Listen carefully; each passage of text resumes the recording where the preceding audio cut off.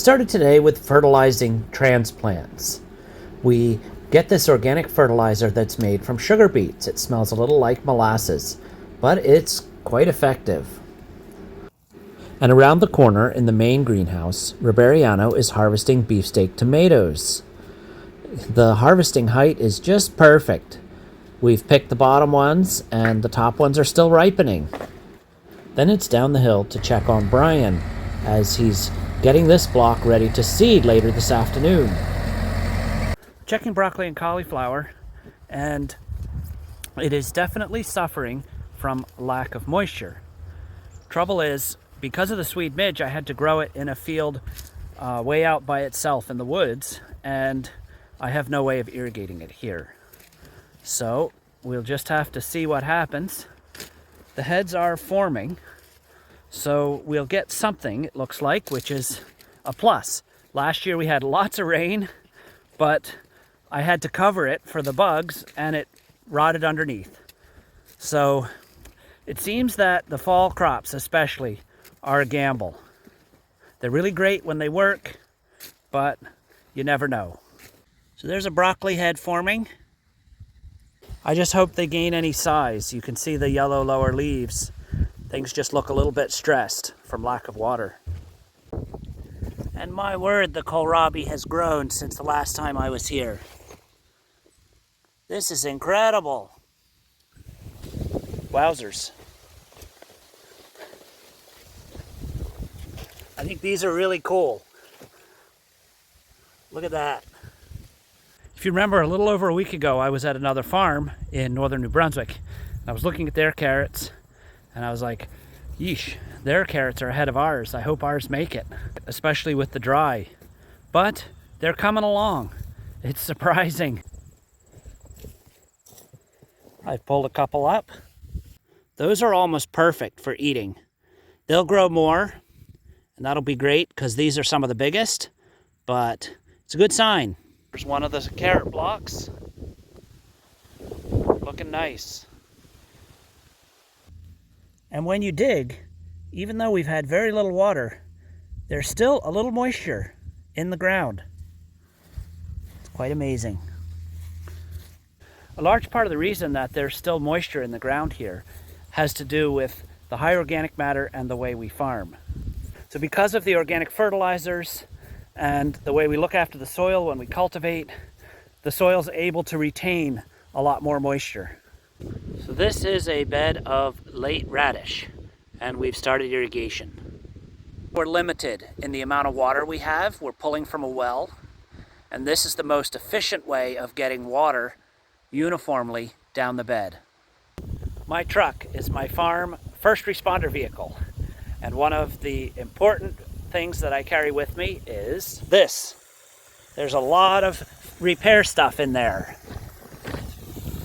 I've got a hole in the line feeding the field. So I pull out the corresponding organizer and I've got a fitting.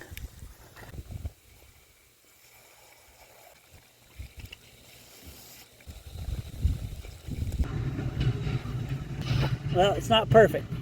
It'll work for now. ¿Pensares suficiente por próximo semana? Pero pues sí necesita cortar sábado, porque más tiempo amarillo y ya no voy. Okay. Sí. Verde es bueno. Ah, okay. Verde es bueno próximo semana. Pero amarillo posible más fuerte. Sí. Okay. So in translation, what he's saying is that the green beans will be fine being picked next week.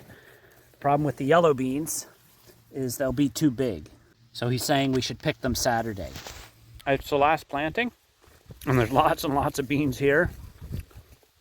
We kind of overdid it. The first two plantings of the year were weak, and we didn't have enough. Now we got way too many. Oh well, it all goes in the book. We try to fix it for next year, but weather has a lot to do with it. Maybe it's not fixable. We still have some nice sweet corn down at this end.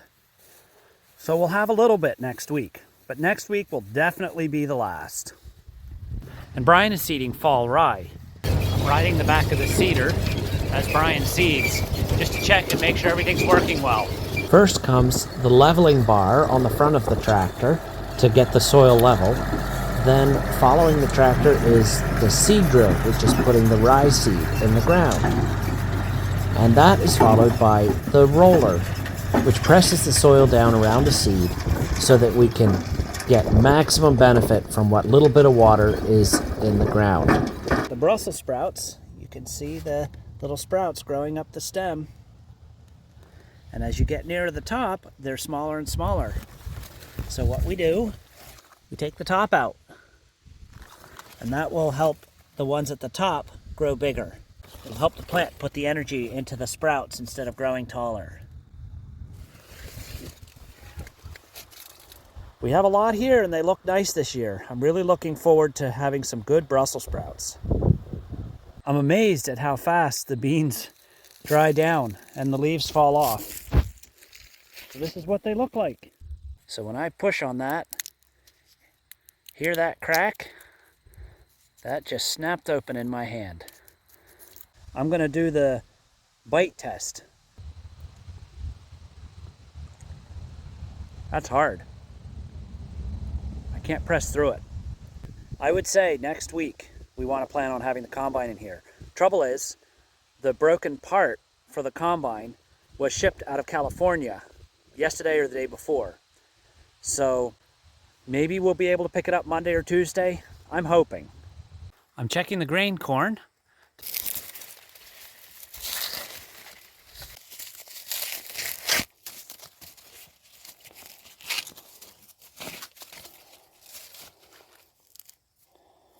That looks nice.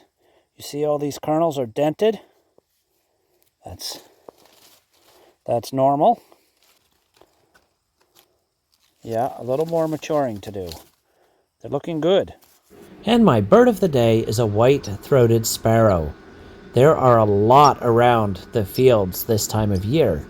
I'm hopeful that he's looking for little cabbage worms and things like that, but I think it's more likely that he's looking for the seeds of some of the weeds that are growing. In any case, he's not harming anything, and I'm happy to have him here.